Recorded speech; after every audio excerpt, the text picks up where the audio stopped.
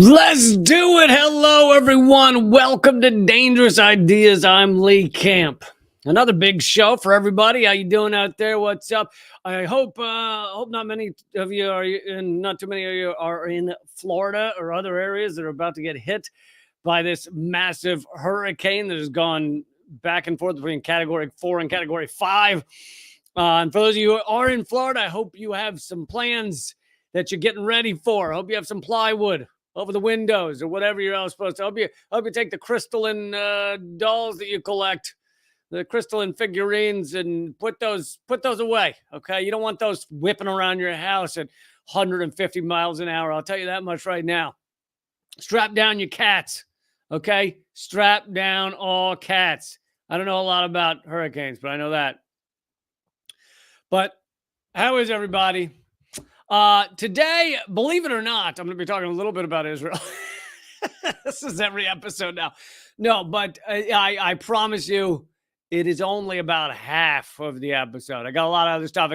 I got a really interesting interview with a member of the Bush family. Yes, that Bush family, not like another Bush. That would suck. It would be like Bush family member, and it's just like, Jimmy John Bush, no connection to the president. He just lives in Cleveland, and he said that he hates guns and he's a peacenik. But a member of the Bush family is speaking out about how we should be working with China and how great China is. It's kind of the opposite of what you normally get from the Bush family. So pretty interesting stuff there. But I have a lot more for you, including the fact that Israel is now claiming, or there's some back and forth on it, but seems to be that all the surveillance footage of the most surveilled area on the entire planet, the border wall with Gaza, has now disappeared. For, I don't know if this date sounds familiar to you, but October 7th, 2023. I don't know why that date sounds familiar to me, but that's the date they can't find the footage for. And I can't remember if that's just a random day of the week or something happened that day, but they can't find it for October 7th, 2023. More on that coming up. Hello, everybody. Click the goddamn thumbs up button. How hard do I have to work? How many hours of live streams a week? What, just 5-6 hours of live streams a week free for all of you? Do I have to do to get you to click the damn button? What, really? Well, what do you want from me? Okay, but I'm just going to start here. Why not start here? With Lindsey Graham on Fox News. And for those of you listening to the podcast, next to Lindsey Graham, as he's saying this, is houses. This is a few days ago, obviously, but houses getting crushed by the floodwaters in Asheville, North Carolina. And this is what Lindsey Graham has to say to all those people who are struggling in all these areas that are crushed by hurricanes, floods, etc. You can thank Donald Trump and Elon Musk for that. I've been going all over South Carolina like most people. I hadn't slept much. But look what's going on in Israel. Our friends in Israel are surrounded by people that want to kill them, destroy them. Could you imagine that you are asked about Americans? You're an American congressperson. You've been elected to an American office, and you've been asked about all the people that are dying or having their lives destroyed in these weather events currently, many of which in his own home state. And he says, yeah, but what about the people in Israel? They're running out of ammunition. They're running out of bombs to bomb children. What about them? Sure, some of you that voted for me are going to die in floods. Absolutely. But I need to get bombs to kill these children. What else are we going to do? We don't have any money left because we send it all to Israel to kill children. What's going on in Israel? Our friends in Israel are surrounded by people that want to kill them, destroy them, a second Holocaust in the making. And Biden says, be proportional. What is the proportional response? I assume when he says second Holocaust in the making, he's of course talking about the Holocaust that's happening in Gaza, right? It doesn't mean Israel, the country with overwhelming military supremacy. Oh, the Holocaust is happening in Israel? A second Holocaust is happening in Israel right now? No, I think you're thinking of Gaza. Pretty sure you're thinking of Gaza. What is the proportional response to people who want to kill you and Oh your my family? God. They're running out of ammunition. Oh, okay. So, first of all, what he's saying is bullshit to begin with, because you talk to your average Gazan, your average Palestinian, they don't want to kill every Jewish person. This is made up on his part. But even if you talk to some that did, even if there were people that lost their whole family and so they said, yeah, I want to kill all the peoples, you still can't commit genocide. Sorry, bad news for you. What is the proportional response? Not genocide. Sorry, Lindsey Graham. Unless you are a sociopath, psychopath, what have you. I don't want to insult you by calling you just a sociopath. Maybe you are psychopath. Good for you. What is the proportional response? Yeah, you can't commit genocide. In fact, if you live next to someone, let's say you live, you live in Toledo, Ohio. I think that's my second Ohio reference already.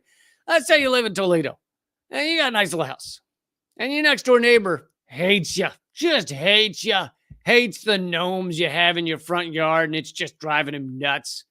And so he says on a regular basis, I want to kill you and your family. Just all the time. Sends you letters, even though he lives next door, just sends you letters. I want to kill you and your family. Guess what? You still can't kill him and his family. That's still illegal. Still illegal. You're allowed to get restraining orders and things. There are things you can do, but you are not allowed to murder him and his family. So what's the proportional response? There are proportional responses. It doesn't matter if someone says something.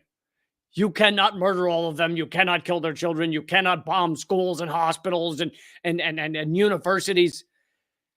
This is our elected officials. This is the leaders we have in this country.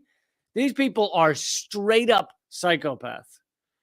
In Israel, we have to help our friends to keep. Your friends aren't the people in South Carolina drowning right now in North Carolina? No, those don't count as friends. The war over there from coming here. Keep the war over there from coming here. I love that line. We should just keep killing as many people as we can over there so it's not here. And in fact, there is no better way to stop war from coming to the United States than to not be helping other countries murder loads of people. There is no better way, honestly, to get security, national security, true, real national security than by not committing genocide. In fact, if you were to do the polar opposite of committing genocide, which Israel's doing, of sending bombs to Israel to commit their genocide, if you were to do the polar opposite, if you were to instead create peace, instead, every time there's a conflict and people are going to hurt each other, you go running over there and you say, let's sit down and solve this thing without killing each other.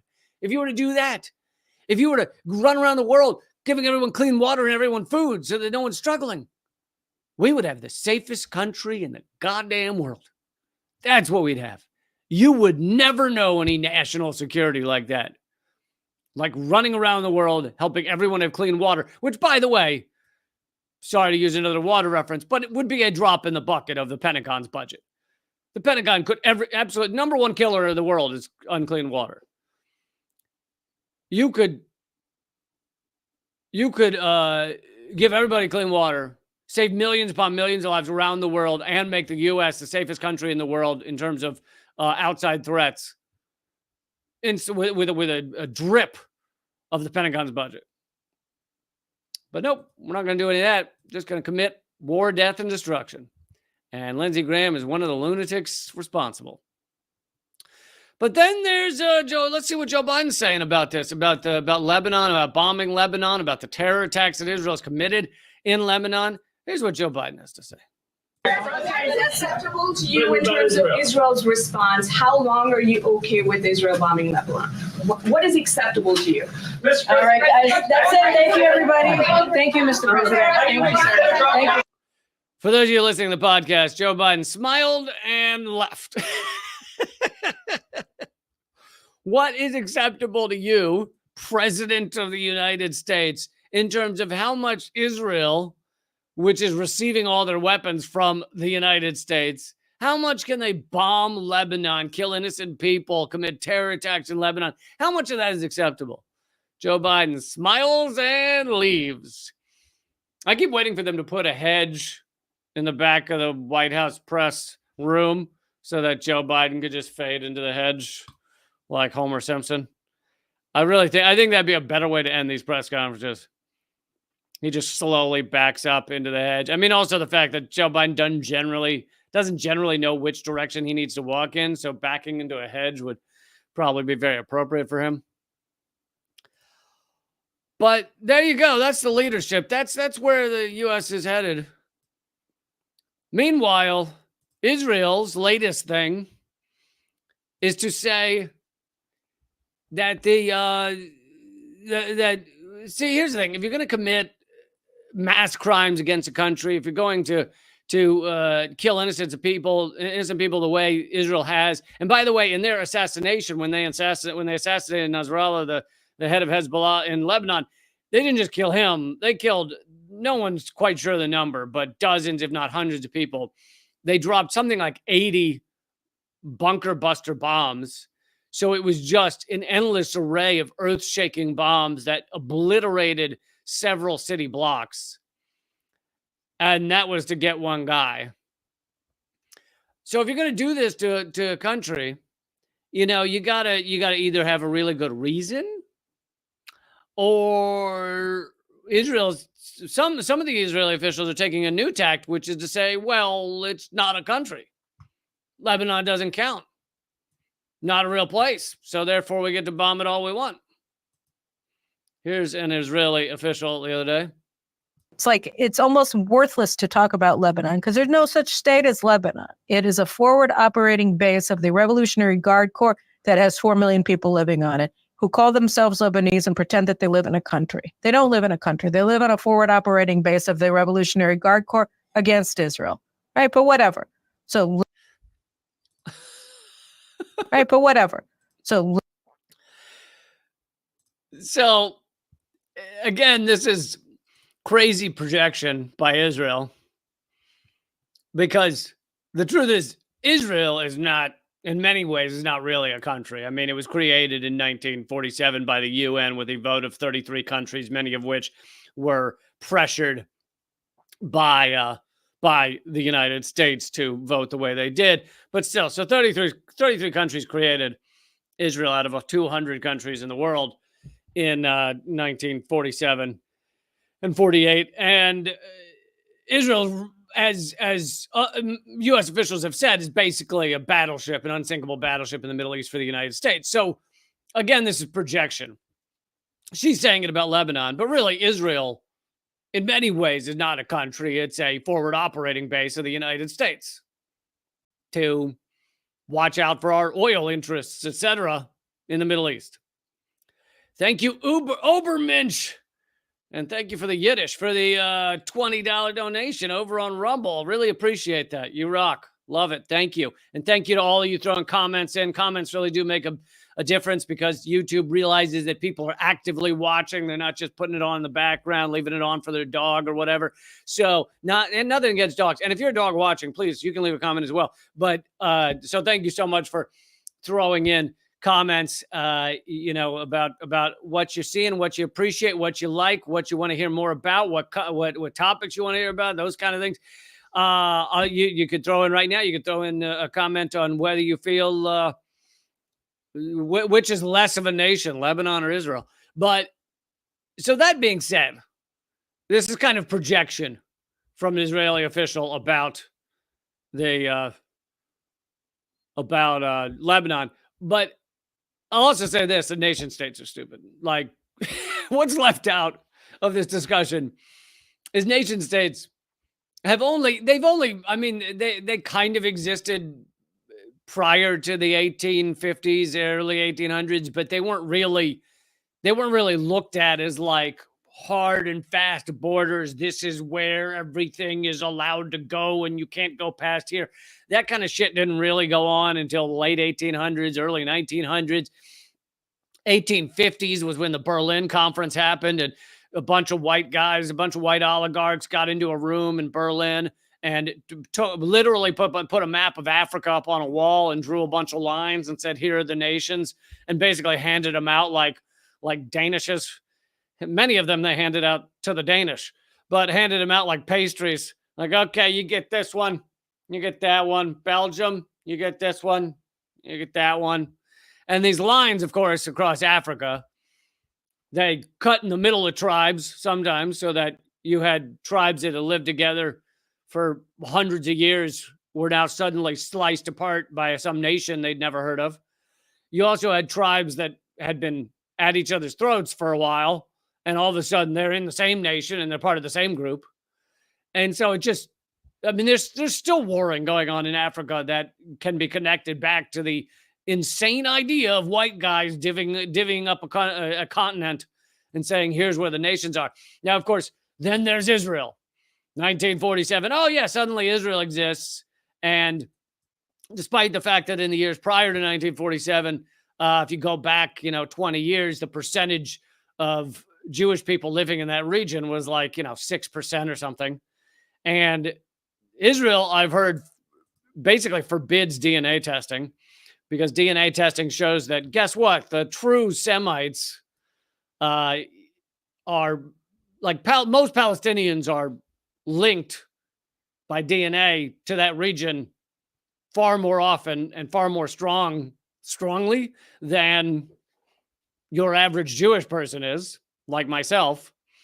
So Israel doesn't want you looking at the DNA testing that says, oh, almost everybody in Israel actually comes, over the past several hundred years from Europe and Russia and all these other places, because that doesn't exactly look like indigenous, does it?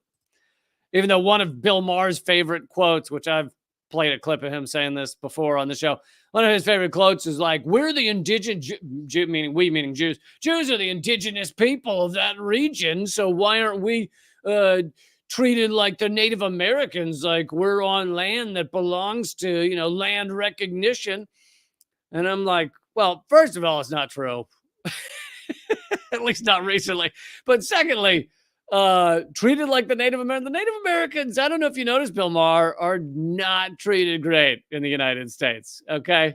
Land recognition does not mean Native Americans get to just take all the land back. That would certainly be interesting if tomorrow all of the mostly white oligarchs of the United States say, yeah, we're giving it all back. Land recognition, it all belongs to Native Americans. But that's not how it's worked so far. Anyway, so Israel's latest, I don't know, gimmick, propaganda routine is to say Lebanon isn't a real country. Because part of Israel, part of the reason for these wars, I mean, there's multiple reasons. One, there's massive gas reserves off of Gaza, which Israel wants to get their hands on. But the real reason, I mean, Israel's been wanting to crush Gaza for years and years. So it's not just the gas reserves that were found, a decade ago. It's not the only reason. But there are multiple reasons, and one of them is just to steal more land and resources. Israel needs a lot of resources that come from other areas of the world because it doesn't have a ton of resources. And one of the ways to get that is to steal other countries' land. So they want to steal land from Lebanon. They're stealing Gaza. They're stealing West Bank land. They're stealing Syria. And before I get to the fact that the surveillance from October 7th has apparently disappeared, I'll be getting to that in just a minute. And it'd be awesome, guys, if you could post about this show, let people know to join us, etc. But before I get to that, here are my friends. I'm kidding, of course. They're not my friends, but it depends on how you use the word friend. They have been friendly to me. Now, I want people to, especially for people that, don't know that many Jewish people, don't know where Jewish people stand on Israel. I like to show these clips. Here is a new one you can find them on Twitter. It's at Torah Jews, Torah. That's how you spell Torah, at Torah Jews on Twitter or X. And they're Orthodox Jews. And the American Orthodox Jews. And here's their latest clip on, they're talking to a rabbi on where they stand on the state of Israel. As an American Jew, how do you feel that Israeli leaders like Netanyahu, and others keep on saying that Israel fights for all the Jews.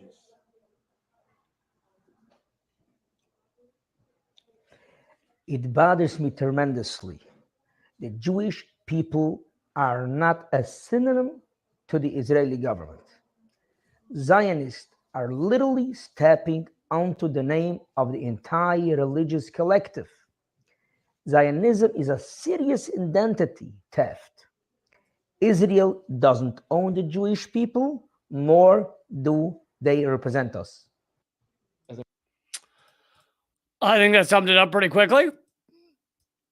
And this is a group of Orthodox Jews, and there are many like this, that are very opposed to Zionism because it creates absolute hatred for a lot of Jews around the world, because the state of Israel, along with Zionists around the world, have put forward propaganda that Israel equals all Jews, or that all Jews love Israel, or that Jews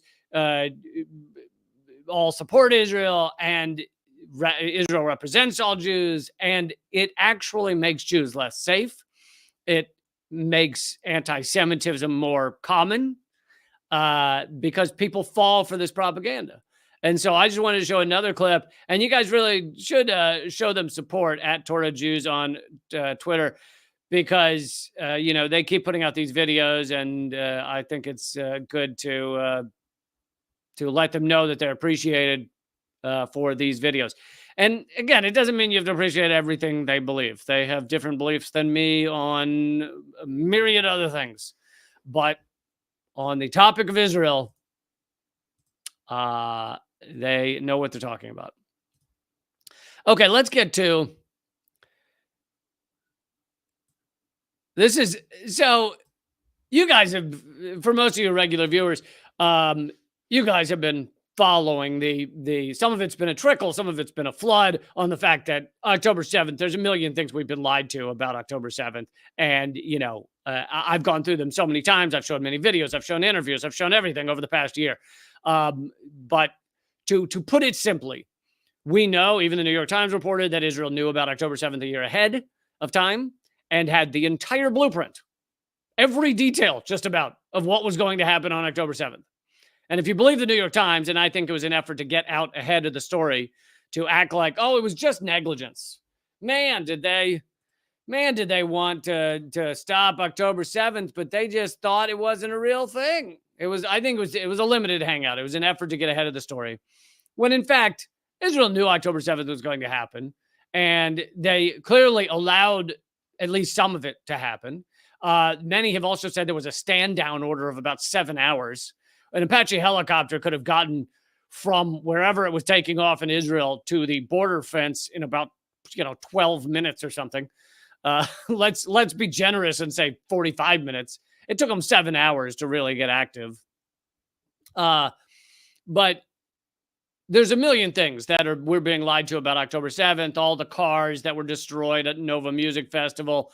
And in case you need a quick reminder, because I posted it just the other day, here's what the cars looked like at the after the Nova Music Festival. Hundreds of cars. Let's see, make it a little bigger here. Hundreds of cars absolutely obliterated. Like, they look like they've been bombed and run over by tanks. And all of these cars, and it's quite clear. I mean, you can look at these for 3 seconds and go, that's no small guns did that, right? What did the Hamas fighters have? They had small arms. At best, they had machine guns. Machine guns cannot do anything you're seeing in these photos. They cannot crush a car. Doesn't matter how much you machine gun them, they cannot crush a car. So clearly, there was other things that were destroying these cars. And it seems to be mainly tanks and Apache helicopters, etc. But all that being said, these cars were then shredded and buried in an undisclosed location. So I'm just giving a few examples of how Israel is clearly covering up what happened that day. Here is the new information that just came out in the past couple of days. the most surveilled place on earth. Literally, the Gaza fence is probably the most surveilled area of the planet. Israel's Gaza wall footage disappearing, quote unquote, is yet another reminder that they know exactly what they're doing. Conveniently, at the end of last year, when senior officials tried to access the security footage of the wall that barricades the Gaza Strip, it had suspiciously disappeared from the database. There are conflicting reports as to whether officials permanently deleted these files or just restricted them to senior government officials. Israelis have also provided reports of audio communications being interfered with, so they are no longer decipherable. So it's not just that the videos have gone missing, but on top of that, the audio files are now indecipherable. Here's from another quote from the Cradle. Says senior officers in the reserves commented that an invisible hand, quote unquote, had deleted videos from the various military surveillance cameras showing the events of that day. Unsurprisingly, Israeli military officials denied this. They told Israeli news site Walla, who broke the revelations, that the videos had simply been blocked to unauthorized people. But here's the thing. Even if that were true, first of all, that doesn't explain the audio tapes becoming indecipherable. But secondly, if this shows what Israel says it shows, right? Just Hamas coming in, killing everyone, IDF not killing anyone, just Hamas killing everyone. If that's what it showed, wouldn't Israel want that video footage everywhere? Because that would prove to the world that what they're saying is true. Now, again, I don't know if there's people out there saying Hamas didn't kill anyone on October 7th, but that is not what I'm saying. I absolutely, and I think most people know, Hamas killed a lot of people on October 7th.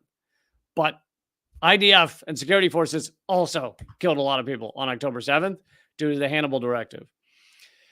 Separately, the outlet noted how someone appeared to have interfered with the audio communications recordings of the day. The officials noted that some had, quote unquote, disappeared or may have been transferred to another location, but that it meant they were unable to hear. The senior officers suggested that someone decided to transfer or delete them so that no one will hear them. IDF officials didn't comment on these allegations relating to the audio recordings at the time. In other words, it looks like some Netanyahu government heavyweight got rid of these deliberately. One person said, was the person who took care of these audio footage the same person who set up Epstein's video footage?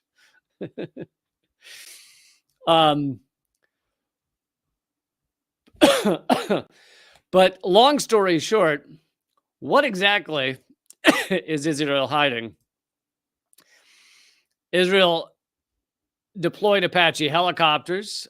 Witness testimony said that Apaches came, fired all of their ammunition, which God knows how many thousands of rounds an Apache helicopter holds, flew back, re-upped multiple times, and came and fired all their ammunition again. Witnesses who were taken hostage and then released, one of them, even though she's pro-Israel and everything, she was trying to support Israel in her comments, but she said that while she was being taken hostage, an IDF Apache helicopter came, shot on their car, murdered everyone except for her. So she was alive, got out of the car, and then other Hamas fighters came and grabbed her a second time.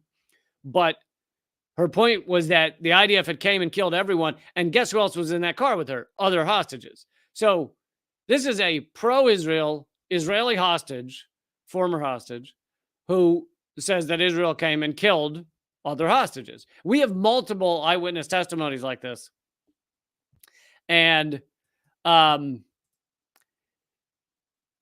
like this is the type of thing that Israel doesn't want you to have the footage of. Ultimately, this led to Israeli soldiers indiscriminately shooting at over 70 vehicles. The Israeli military does not deny that report. Obviously, if these vehicles were headed towards the border, you would expect that the security footage picked up at least some of them. In other words, maybe what they're hiding is that IDF doesn't want you to see that footage of them firing on innocent civilians. So the best case scenario is that Israel just doesn't want you to see them firing on their own people. But it's possibly quite more than that. It's possibly also the fact that Hamas breaks through this border fence and no Israeli forces show up for hours. The most surveilled, most protected, most alarmed, like alarm systems border in the world. And Israel just decided to sit around and see what would happen for a few hours after the breakout. Just to break things up here and give you a little laugh, let's just show you how much ahead of his time George Carlin was. Here's a short George Carlin clip. Notice what he says about Israelis. Smug, greedy, well-fed white people have invented a language to conceal their sins. It's as simple as that. The CIA doesn't kill anybody anymore. They neutralize people. Or they depopulate the area. The government doesn't lie and engages in disinformation. The Pentagon actually measures nuclear radiation in something they call sunshine units. Israeli murderers are called commandos. Arab commandos are called terrorists. Contra killers are called freedom fighters. Well, if crime fighters fight crime and firefighters fight fire, what do freedom fighters fight? They never mention that part of it to us, do they? Never mention that part of it. And so there's a little George Carlin, always getting it right, always ahead of his time. Israeli fighters are called commandos. Arab fighters are called terrorists. Yep, exactly. Don't fall for all the terminology tricks. Okay, last thing on Israel before I move on for once. I mean, I will say that despite the fact that it's a genocide, and so that's why I cover it every day, despite the fact that it's just we're learning new things about what's going on and what Israel's doing every day, it also seems to be where, if we end up in World War III, it seems to be where it's going to come from. It seems to be where the spark will come from. So there's good reasons for why I cover this stuff every day. So this is fascinating in terms of media literacy, along with what George Carlin just said. You need to know these terms.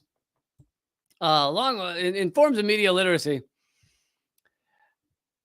So you see this article, and it's from Axios, and kind of neoliberal outlet, and it says the U.S. wants to use Hezbollah's weakness to elect new Lebanese president. And you go, okay, well, that's pretty interesting. I mean, first of all, it's a report on how the U.S. is essentially going to coup a country. Now, you can argue about whether the term coup applies because Lebanon technically doesn't have a president right now. Their president's term ended a couple of years ago, and there's not been a new election. So technically, there's no president in Lebanon. But still, I'd call it a coup. I mean, anytime the U.S. puts a leader in another country of their choosing, I'd still call it a coup.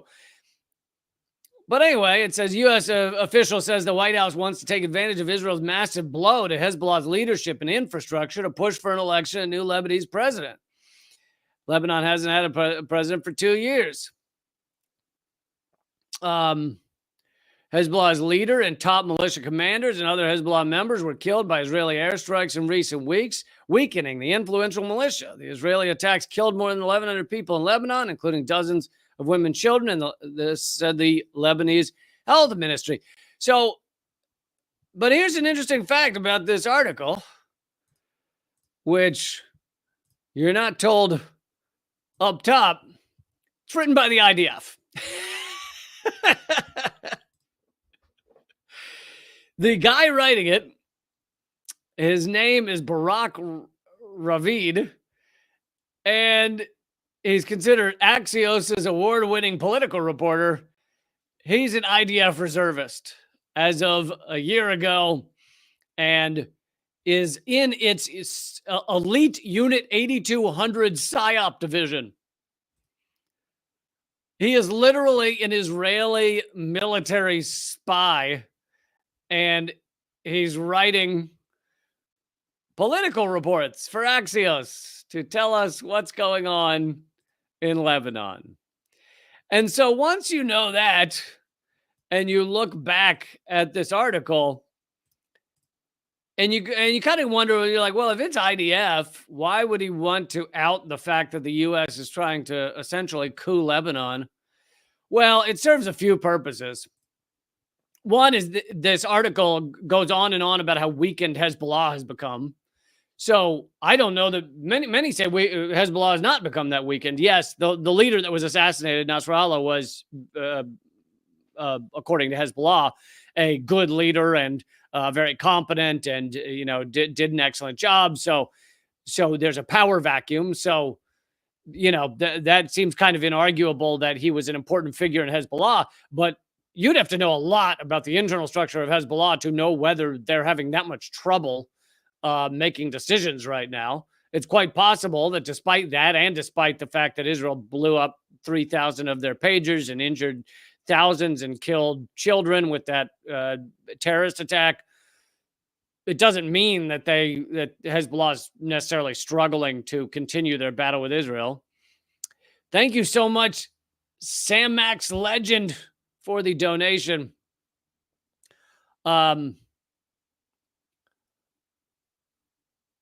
Sam Max says, even the greatest playwright in the West knew the existence of Palestine. Othello, Act 4, Scene 3. Is Shakespeare now anti-Semite? Well, that's funny. But of course, that area of the world until 1947 was known as Palestine. Technically, it was called Mandatory Palestine because it was out of a mandate. But yeah, in Shakespeare's time, it was absolutely known as Palestine.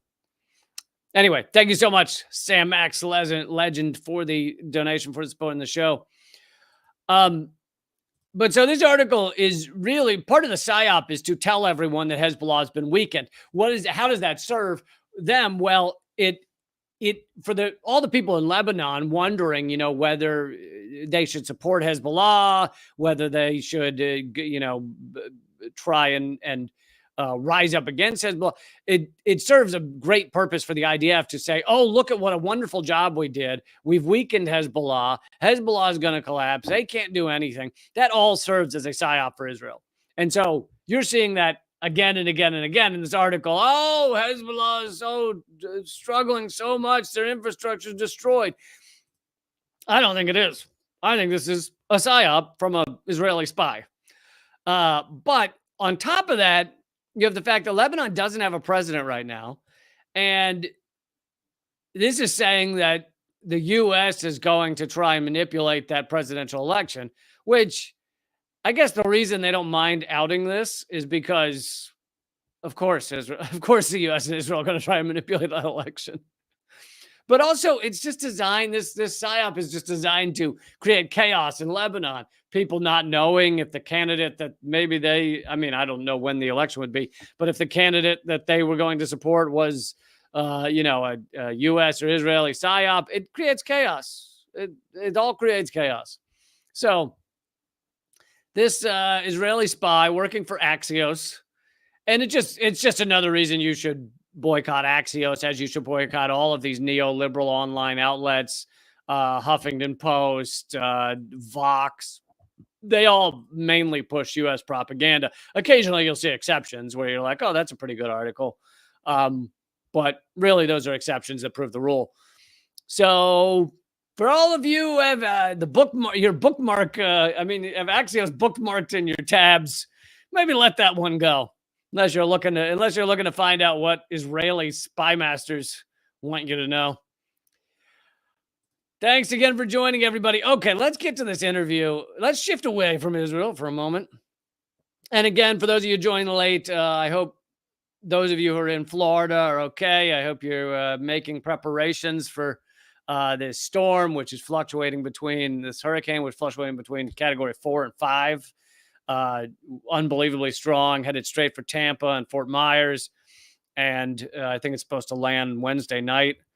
And, I hope you're taking the proper precautions. And as I covered a week ago, with all the damage from the last hurricane, is that of course, the people who can't evacuate from these things, who can't get out of the way, who can't prep for them well, are generally tend to be the people without a lot of money.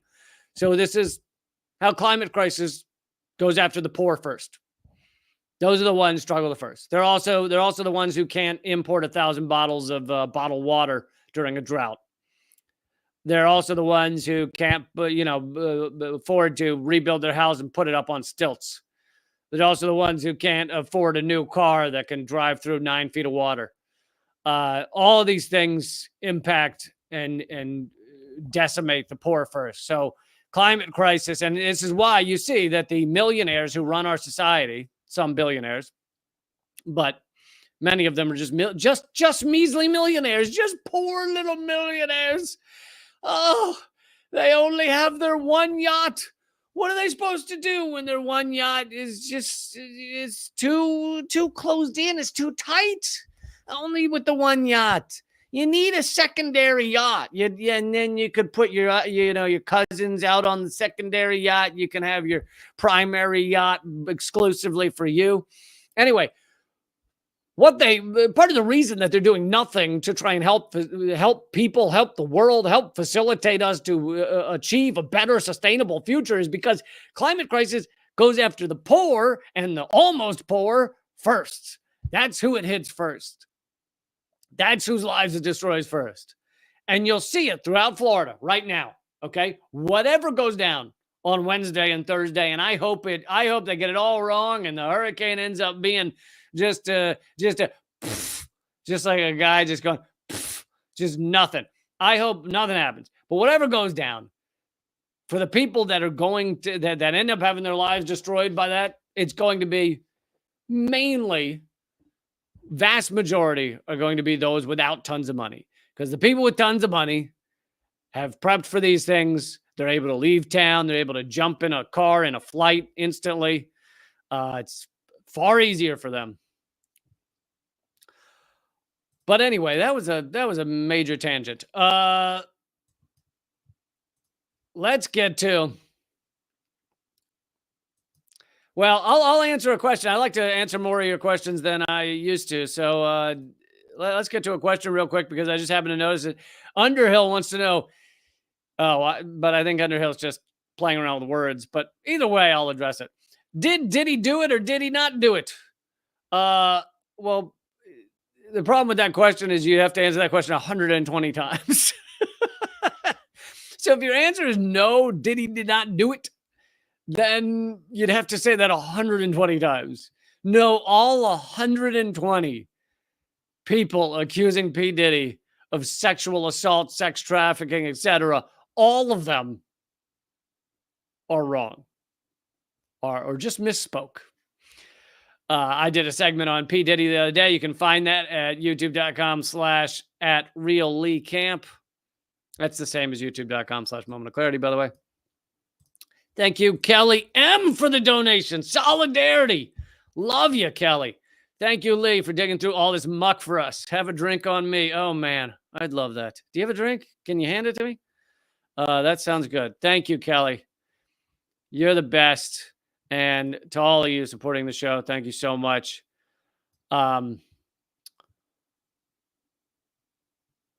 Let's see. Holly Horn says George Carlin is timeless. Yes, he is. Absolutely. Sister in New York says great clip of Carlin. Thank you. I love Carlin, and I never got to meet the man, but luckily I got to become friends with his daughter, Kelly Carlin, and she's awesome. And got to have her sign one of his vinyl records for me. So one of the highlights of my life was she also did an intro for my first album where she said very kind things about my comedy. Anyway, if you want more of my comedy, by the way, folks, I'll just do this before I get to the interview about China and the Bush family. New podcast, Just Comedy, has just come out. Just Comedy just come out. Look at that wordplay. First two episodes. Look up Just Comedy with Lee Camp on Spotify or any of your places. If anybody in the comments has already listened to the Just Comedy podcast, let me know what you think. I'm hoping you guys enjoy it. It's, I know there's those times in your car because I have them and I am also a human being. I'm pretty sure, 90% sure. And I'm in the car and I'm like, you know what? I've been listening to podcasts about how the world's exploding all day long. I would prefer something that gets some chuckles because I don't know if I can just keep listening to this. And so I thought maybe you guys would like it. Just comedy. Let me know what you think. Okay. So this is my buddy, my friend, Jing Li. And she is in China. She's a reporter in China for CGTN. And she did an interview with the fourth Bush brother. I didn't even know there were that many Bush brothers. I'll be honest. I knew essentially nothing about Neil Bush. But Neil Bush is George W. Bush's brother. And I wouldn't really be as well as Jeb Bush's brother. They must not love him much because they don't mention him much. There's not a lot of talk. Why didn't he give Neil Bush a place in his administration? Probably because Neil Bush actually seems to make some sense. I wouldn't be playing this if it weren't for the fact that Neil Bush is saying essentially the opposite of the entirety of U.S. propaganda. So let's see some of this interview with Jing Li. China right now is perceived as a threat to the United States by both political parties. And China is an easy whipping boy for political propaganda. It's easy to bash China as infringing on our rights and taking our jobs and whatever, doing all these evil things with TikTok and Huawei and blah, blah, blah. I think the rhetoric will die down as one, after this election is over, first. Second, after we realize that our economy has been damaged by tariffs, China's rise from a very poor bicycling country to a country now that is the leading deployer of electric vehicles on the streets, or, where there's so much prosperity that was unimaginable 50 years ago when I first came here. I've come to the conclusion, and most Americans probably can't even tolerate that I will say this, but that the Chinese system has worked for China. Chinese system has been so beneficial to hundreds of millions of people whose prospects for prosperity were zero back 50 years ago. So, polar opposite of what you get from U.S. propaganda. Polar opposite. The Chinese system is working for China. It has taken hundreds of millions of people out of extreme poverty. And I keep repeating this statistic because it's unbelievable. It's like, I swear I've had to look at it 12 times just to be certain. Do I really have that right? And this is not coming from China. This is verified by the UN and others. China, over the past 30, 40 years, has taken 850 million people to 3 times the size of the United States of human beings out of extreme poverty. It is utterly unbelievable. And instead of getting any credit for that, they get bashed and torn apart and attacked by the United States. And anyway, here is a member of the, he's obviously one of the offshoot members. He's not the top level oligarchy, but he is one of the members of these oligarch families saying the opposite of U.S. propaganda. And I will talk a little bit about how he does seem a bit naive on some of this. However, I think this is important because this shows that there are some people in these circles that actually have some sense in their head. And by the way, he has been to China 150 times since the 1980s. Okay, let me play another clip here. And I'll speak about some of the things he says that I think sound a bit naive in a few minutes, but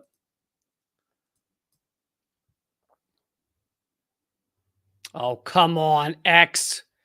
Get your shit together. X is buffering.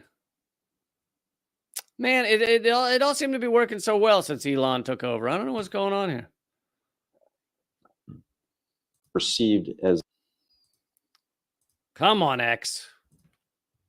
here in the 80s, but since then I come back frequently during every year, and it's been a remarkable thing to witness China's rise from a very poor bicycling country to a country now that is. Sorry, I thought that's the same. That's the same clip because anyway, doesn't matter. She has the clip at the beginning too. But. And most Americans probably can't eat hundreds of millions of people in the old system. And so with the opening, with the U.S.-China bilateral trade and with the global trade, with globalization, China has risen. And so I come back for business. I come back to promote my father's longstanding legacy interests in having respectful dialogue, in having better understanding, in finding ways to collaborate on major issues. I'll just remind everyone that George H.W. Bush, his father is, a warmongering maniac soaked in blood. He's also former head of the CIA. So let's not pretend that George H.W. Bush was a lovely guy. No, both George H.W. Bush and George W. Bush, both blood-soaked warmongers. But what Neil Bush is saying makes a lot of sense and is very complimentary of China and says the system works for them. The thing he says that I think is a little naive, which I'll play more of in a minute, but is that he seems to think this is going to fade. And he seems to think that the hatred of China by the United States is, temporary. And after this election, it's going to get better. When in fact, the U.S. is losing its hegemony. The U.S. is a waning empire. There is nothing the U.S. can really do other than try and collapse countries that are competitive to it to stop the fact that it is a waning empire. It is way overextended. It is pumping out trillions of dollars for bombs and death and destruction. And it, to use the terminology I mentioned yesterday by Nafeez Ahmed, it is an old operating system. This is an antiquated operating system the U.S. is in. This capitalist system of money over all else, profit over life, and sustainability. And China, at least, yes, China has a lot of aspects of capitalism, but China, at least, has many aspects that are not actually profit-driven. There are many aspects of the Chinese system that are driven by how will this benefit the people in 10, 20 years. And that's why you're seeing China actually make changes that will benefit their people, such as the changes they made 30 years ago to bring 850 million people out of extreme poverty. Those were not profit-based. That was not greedy capitalists saying, how can we get the most money from things? It was actually a government that said, how can we help these people? So there are plenty of criticisms to be made of China, of just about any system we currently have on this planet. But these are important notes. And he is saying the opposite of what you would get from any other person in the mainstream media, in the mainstream rooms of power, the ivory towers of power. 50 times or something. And afterwards he said, you need to get more people to be like you, just like you did. You need more people to come. And it's true. If you come and visit a country and you have preconceived notions of what it's going to be like, and those notions are challenged by the reality that the people are friendly, the food is great, the progress is tangible. You can see all this progress being made, and there's real evidence if you actually take time to come and look at. Today I came from Beijing on a high-speed rail. Just cruise along, at a very high rate in a comfortable, train car. We don't have those in America, and I don't know if they're economically viable or successful in China, but it's something that I'm kind of jealous of. I wish I could get on a high-speed rail to go from Houston to Austin, in my state. It would make so much sense, but we haven't been able to work around regulations or the restrictions to get it done. China gets things done. And even more so than it being about regulation, the reason you don't have high-speed rail is because in the immediate term, like in the next, 5, maybe even 10 years, high-speed rail is very expensive and not a lot of profit. even if you charge, I mean, you know, because high-speed rail is only useful if you aren't charging $1,000 a ticket. So if you're charging people a reasonable amount of money, then high-speed rail costs, you know, billions of dollars to put in, but you'd have to do it not to gain profit, at least not short-term, which nothing in the U.S. system is about not gaining short-term profit, essentially nothing. So yeah, you could have a high-speed rail in New York City, and you could turn cities like Baltimore, where I live, like Washington, D.C., like Philadelphia, into New York City suburbs. I'm not saying all this would be positive, by the way, but I'm just saying you could jump on a train and be in New York City from Baltimore or Washington, D.C. Right now, it takes like 3-4 hours. You'd be in Baltimore or Washington, D.C. in, 30 minutes, 20 minutes. It'd be shorter than a subway ride. I mean, I used to, because I lived in New York City, I used to live in Brooklyn, and my subway trip into the city, into Manhattan, to perform at the comedy clubs, I would often spend a half hour, 45 minutes, on subways, switching subways, those kind of things. So that's going from Brooklyn to Manhattan. Basically, just to skip across the water, it would take me half an hour, 45 minutes. If you had a high-speed rail, that could be Baltimore to New York.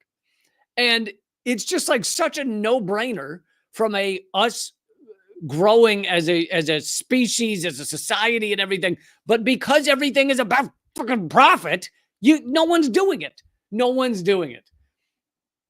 It's the rich. It has to be done by the rich, right? The rich own the system right now. And so the rich have no interest in doing it because it doesn't get immediate money for them.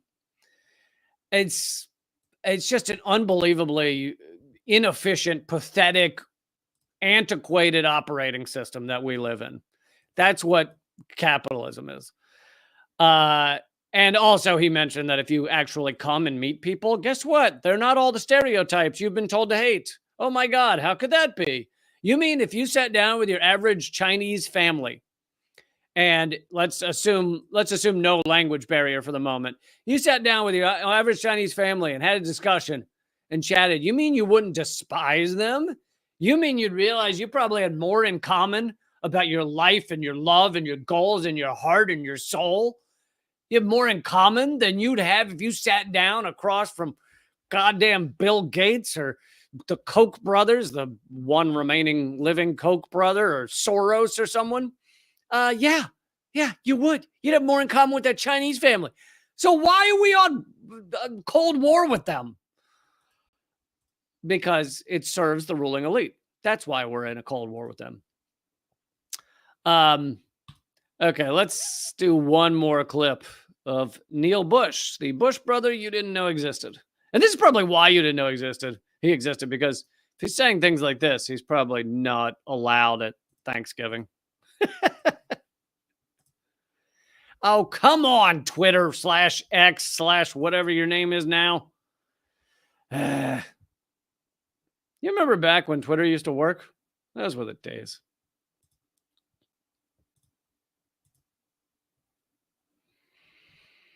Perceived as a powerful 14K consumers in America and all those kinds of things. And eventually things will swing back to a more positive direction. But yeah, you're right. Right now, America, have you ever heard of the book Destined for War? It's a book by a professor from Harvard who did a study of 16 cases where an established power like the United States, the strongest power, faces a rising power. In today's world, China is a rising power. And in 12 of the 16 cases, it ended up in war. This is over the past 600 years. It ended up in war. And the reason that a rising power, established power, ended up in war is because the established power feels threatened by the rise, and and they make up these claims that the rising power wants to take over and be the most powerful force on the earth, or the rising power is going to take over my economy, or the rising power. You know what I mean? They come up with false narratives. There are many false narratives being planted right now, and I think it's directly related to China's rise and the perceived threat of that rise to our standard of living and to our way of life and to our national security. You know, I don't believe that the rise represents a threat to America. So I'm in a different camp than 90% of the American people. Right? Because they've been told to believe the propaganda. But so he's right about it's a threat. The rise of China is a threat to American hegemony, to owning the planet, which is what the U.S. elite want to do. He's right about it being a threat. What he's wrong about is he seems to think that these sociopathic ruling elite will back off, that you're just going to see an easing of propaganda, an easing of hatred. Why does he think that? Has he met his brother? Has he met Dick Cheney? Has he met his father? And, you know, I don't, maybe his father would have eased off on China specifically, even though his father was a lunatic as well. But, yeah, no, has he met his brother Jeb? Has he met any of these absolute assholes? They are not going to ease off. I mean, I would love for them to. And I'm going to continue my efforts to do the opposite of U.S. propaganda on China and show people that you can have criticism of China. I think that's fine. Go ahead. But what we're not getting in U.S. media, mainstream media, Western media, from our politicians, from anyone, is what about all the things that are going great in China that we should be talking about and learning from, which is what you should really do. You should look at all these places in the world as experiments in society, and you should pick the things that are working and use them. The U.S. does the opposite. We pick the things that aren't working, and we're like, I like a little of that and a little of that. Oh, you have a bullet chain that gets you, 700 miles in 8 minutes. I do not want any of that. No, thank you, sir. No, take that off my plate right now. Oh, you have a, let's see, over here in that country, you have a police state that puts millions of people in prison. That sounds great. Absolutely. We'll take a little of that. What do we have over here? Oh, you have a policing system where the police are far less intrusive. And in fact, your police murder, they de-escalate things instead of murder people. And they murder on average, 1 to 2 people a year, as opposed to hundreds and thousands of people a year. No. I don't want any of that. That's disgusting. I tasted it earlier. I don't like it. Get it off my plate. That's how the U.S. looks at the world. Okay, I'm going to do, let's see, got to do that story. Okay, I'm going to do at least one more story. I just can't say goodbye to you people. I just can't. Why can't I quit you? Okay, let's do this. So the story's been going around that it's been promoted by Trump and others. And I find this kind of funny. This is being debunked by the Cato Institute of all places, because even they find this to be loony. The Cato Institute is a libertarian think tank. They usually print out garbage. I mean, they're not, they're libertarian. They're just generally wrong on most things. But some of their stuff's anti-war. And anyway, there's been a thing where Trump and others, Republicans mainly, again, Republicans are wrong on certain things. Democrats are wrong on loads of things. They're all wrong on loads of things. But this happens to be more of a Republican talking point. I'm sorry for those of you who want to believe Republicans never do anything wrong. They've been saying that 13,099, so basically 3,100 illegal immigrant murderers, convicted murderers, are roaming free on the U.S. streets. This is what Trump and other Republicans have been saying, that according to the data, 13,100 known murderers were released onto the streets of America because they were immigrants and Biden didn't want to hold on to them.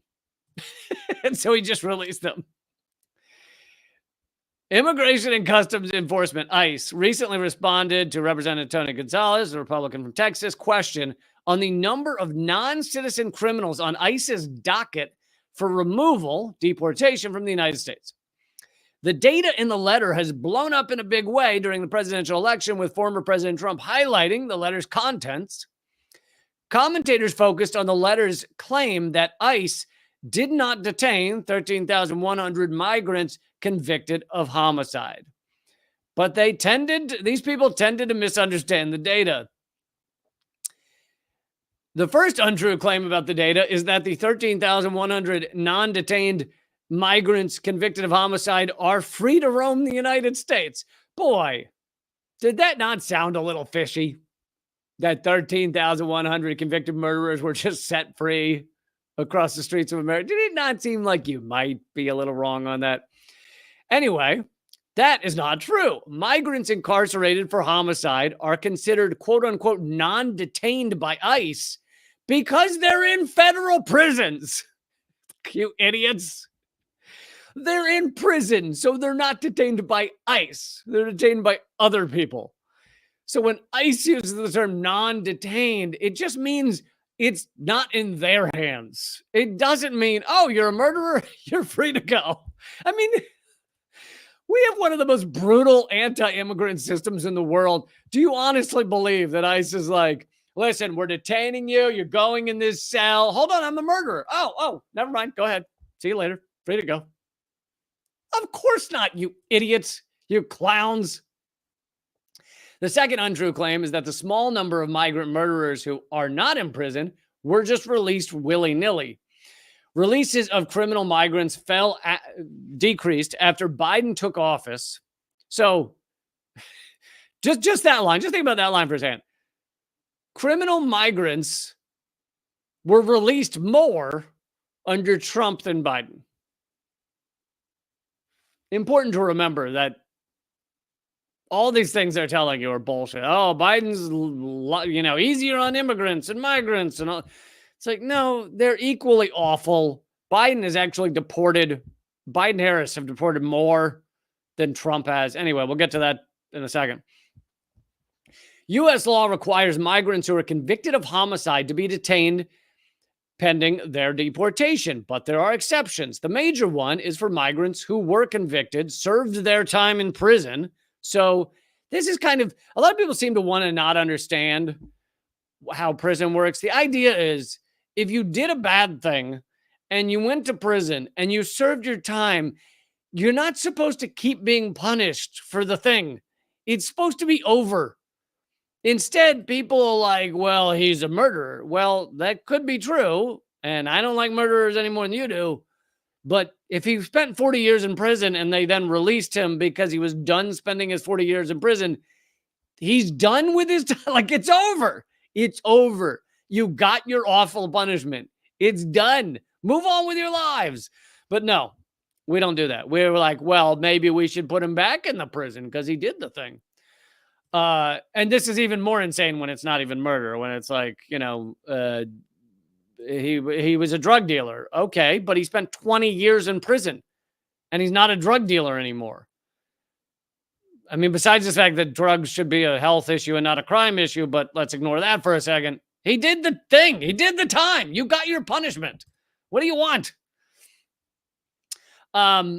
So they serve time in prison and they're unable to be deported because there's no repatriation agreement with their countries of origin, or they routinely violate their agreements. The country routinely violates agreements. The U.S. does not have agreements or has limited agreements with Iran, Cuba, China, Vietnam, Laos, and more. So basically, the only ones that are convicted murderers that are free to walk the streets in the United States are ones who served all their time and cannot be deported because the U.S. doesn't have a deportation agreement with the country.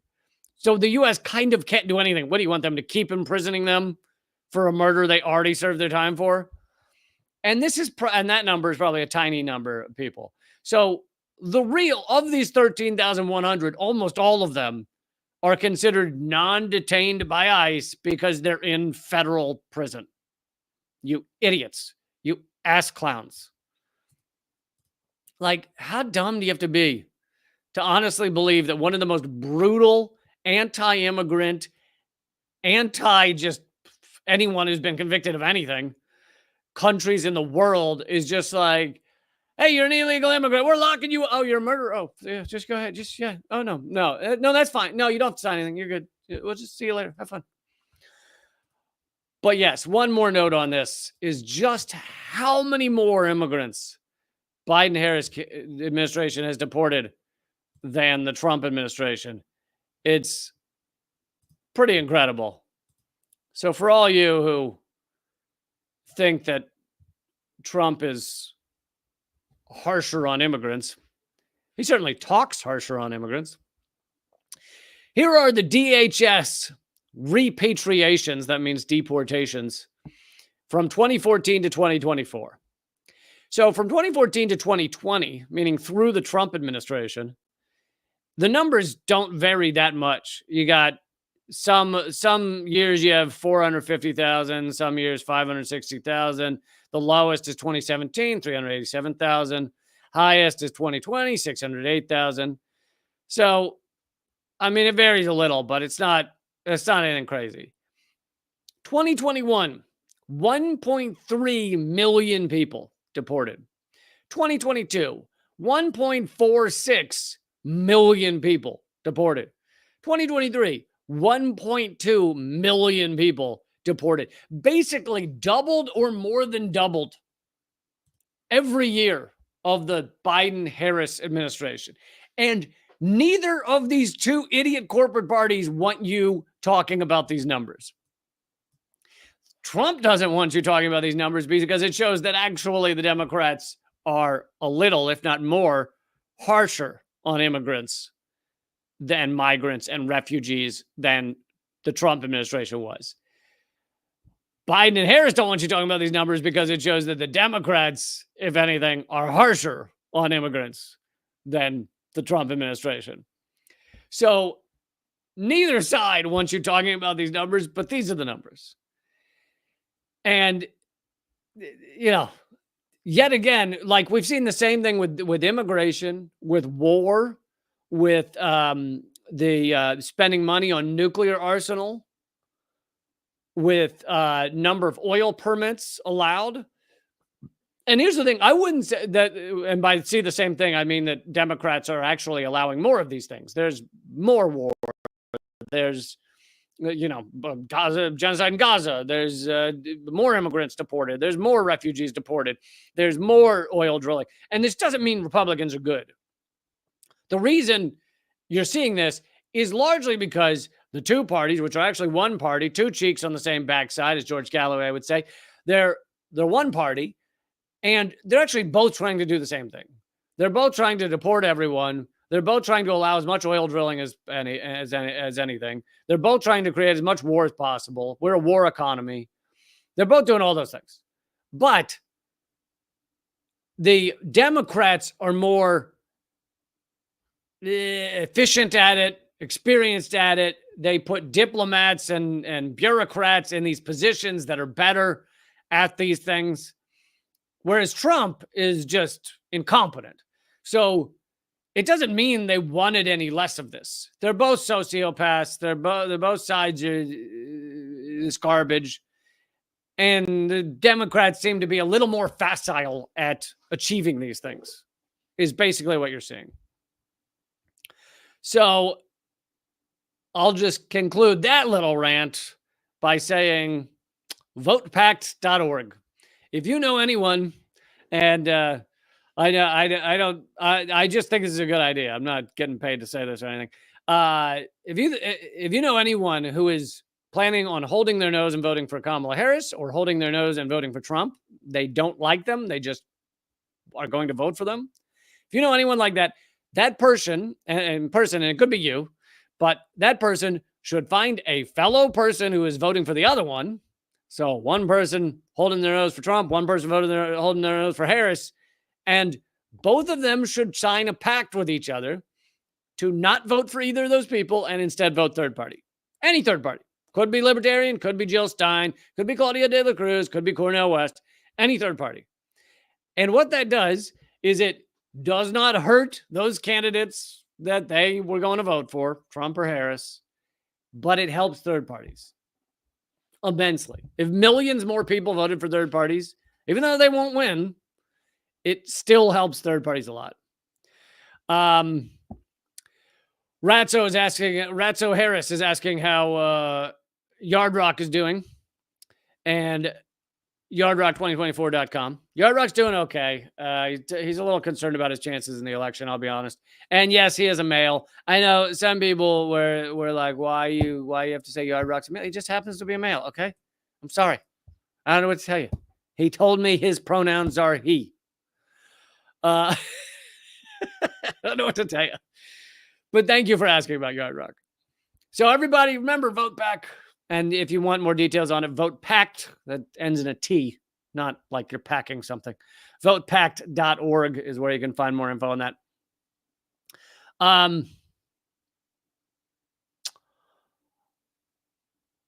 Okay, so I am going to wrap up. I have government secrets tomorrow and a couple other things I want to tell you about. I'm not here. I'm not going to be live streaming Friday because I have to travel. I also have a big trip I'll be telling you more about coming up in a couple of weeks. Starting October 20th, I will not be doing live streams for a few weeks, but I'll still try and have videos for you, but it's for a big project, which I will reveal more of in the coming days and weeks. That being said, make sure you grab your tickets to the next Zoom comedy event. That is December 11th and 14th. They're the same show, but you get to pick which date you want to go to. December 11th and 14th. And how do you get tickets for that? How do you get, and you can get early bird tickets and it'll be $4. LeeCamp.simpletix.com. Use the if you want the dollar off from $5 to $4, use the promo code earlybird, but I'll make it all one word. Earlybird, all caps, one word. That'll make it $4 to attend the Zoom comedy event, which will have me, John F. O'Donnell from Redacted Tonight, Naomi Caravani from Redacted Tonight, and Eleanor Goldfield. That is a jam-packed event. You're going to love it. I'll be doing 45 minutes to an hour of my comedy. A lot of it new. Some of it may be a greatest hits that you might have heard. But here's the thing is when I do a bit from a while back that probably a small number of you heard it. So I doubt many of you are going to think you heard much of it. And anyway, that's at leecamp.simpletix.com. The early bird special only goes for, I think it's another week or 10 days or something. So go there, grab your tickets, leecamp.simpletix.com. Also, this likely will, at least one of the dates will likely sell out. There are a limited number of tickets, even though it's via Zoom. Because guess what? I can't pay for unlimited Zoom membership. It's like thousands of dollars. So, yeah, this will sell out. And that is leecamp.simpletix.com. And it's going to be a great event.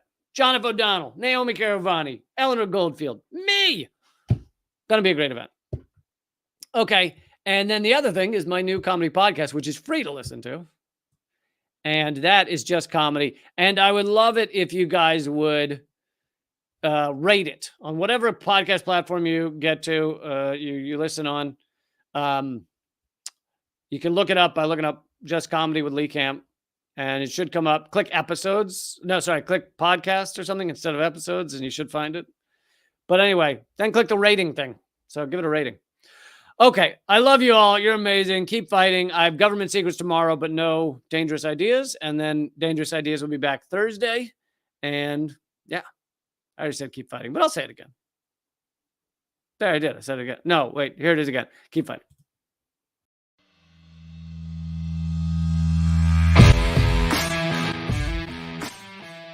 Well, brother, I salute you, though, man. You're one of the few that bring together this tremendous artistic talent and still be in such deep solidarity with oppressed people. It's an honor to be here because I'll tell you, Lee, you have one of the funniest shows on television, bar none. It's an enormous pleasure to be here. While I was waiting, I was leafing through your wonderful book. The same to you. I love your show. Be happy to come back anytime. Lee, this is one of the great honors of my long career, just to be in the same earth with you. I'm sure. We're just so blinded. We have so many blinders on because our society doesn't want us to know things. And so it takes shows like your show, and it is clearly designed to eradicate. Hey, good to see you. Hey, Jill, how are you? Julian, thanks for joining me. Honor to have you, brother. Consumerism is a theory that people should behave this way to help each other. It's not. Mr. George Galloway, thank you so much for joining me in these dark times. Always a pleasure, my friend. Thank you so much, Lee, for having me on. Keep fighting. Ha ha.